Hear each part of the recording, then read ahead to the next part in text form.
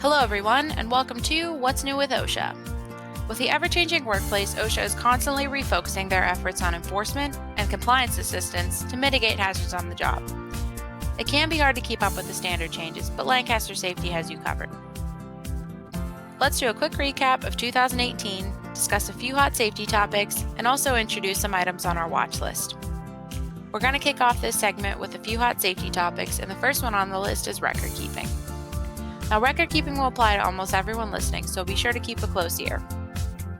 The new rule required for all covered establishments with 20 to 249 employees and establishments with 250 or more employees to submit their 2017 OSHA 300A summary form to its electronic injury tracking application by July 1, 2018. Initially, OSHA also required establishments with 250 or more employees to submit their OSHA 300 and 301 forms as well. However, due to a recent notice issued by OSHA, this has been put on hold. The notice proposes amending the requirement of submitting the OSHA 300 and 301 forms. At this time, OSHA is not accepting either form while the rulemaking is underway.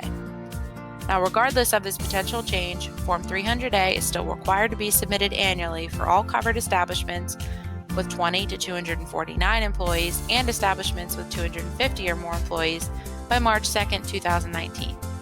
The deadline will be March 2nd each year moving forward. Now, if you feel a little lost, that's okay. Record keeping can be confusing and quite complex. If you're unsure if your company is classified as a covered establishment or need assistance with the submittal process, please contact us today. You can also sign up for one of our annual record keeping webinars. Fun fact, we host 2 every year. Next up is an enforcement focus. In 2018, OSHA revived its site-specific targeting program, which will direct OSHA enforcement to high injury rate establishments. Under this program, OSHA will focus efforts towards performing inspections of employers that the agency believes should have provided their 2016 OSHA 300A data electronically in 2017.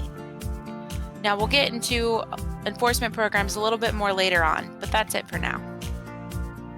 Moving along to OSHA's latest health initiative, which is respirable crystalline silica. These new regulations date back to 2017 when enforcement began for the construction industry.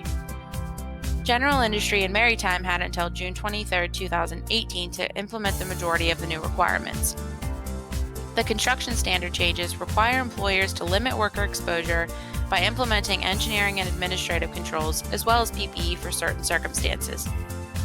The general industry and maritime standards focus on determining employee silica exposure and taking the proper precautions whether they are at or above the action level and/or the PEL averaged over an 8-hour day. If you are unsure how this applies to you or what controls to put in place, contact us today. Now we're going to switch gears. Are you familiar with OSHA's new crane operator certification requirements? If not, we're going to review them. All new provisions of the final rule went into effect in early December 2018, with the exception of the new evaluation and documentation requirements. These will take effect on February 7, 2019. Operators can meet the new requirements by obtaining a certification or license from an accredited third-party crane testing organization, an employer-audited program, military training if applicable, or complying with qualifying state or local licensing requirements. Now, although it was discussed during the proposed rule, the final rule does not enforce the certification to identify the lift capacity, but just the type of equipment. There are also some exemptions, including derricks, side boom cranes, and equipment with a maximum manufacturer-rated hoist and lift capacity of 2,000 pounds or less. Operators are not required to have a certification for these light-duty cranes, but they must still be trained per OSHA's requirements. Above all, the final rule clarifies that it is the employer's responsibility to ensure workers can operate cranes safely. Now that we've had a chance to review safety events in 2018, let's take a look at potential updates for 2019. Please keep in mind that this list is not all-encompassing, and some of these items can be delayed or removed at any time. First up on the list, OSHA is in the process of establishing new fit testing protocols for general industry, construction, and shipyard industries that can reduce the required time to complete the fit test. Now, this would still maintain the quality of the fit test, so this is something that a lot of people are interested in. Keep an eye out for this one in the future. Next up, a bill was introduced to the House in November 2018 in an effort to begin consideration of implementing a workplace violence prevention standard for certain industries. Now, this one's still in the early stages, but we're excited to see what happens. Next up, we have National Emphasis Programs, or NEPs. These are a resource that OSHA utilizes to focus their efforts on particular hazards and high-hazard industries. These programs provide OSHA with an attentive look to assess hazards and dangers that employees may be exposed to. NEPs are evaluated using inspection data, injury and illness data, and reports from the National Institute for Occupational Safety and Health, just to name a few. Here is a list of some of OSHA's existing national emphasis programs. Keep in mind that this list is not all-encompassing, and there are others in existence.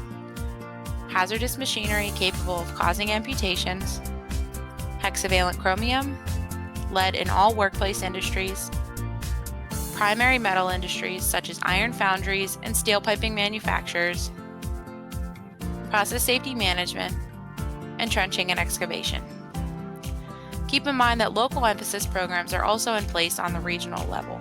For example, fall protection is a local emphasis program in 8 regions. You can find more information on national and local emphasis programs on OSHA's website under the Enforcement tab. Now that we've had a chance to do a recap of 2018, discuss some hot topic items, and also have things to look out for in the coming year, I think we've covered enough.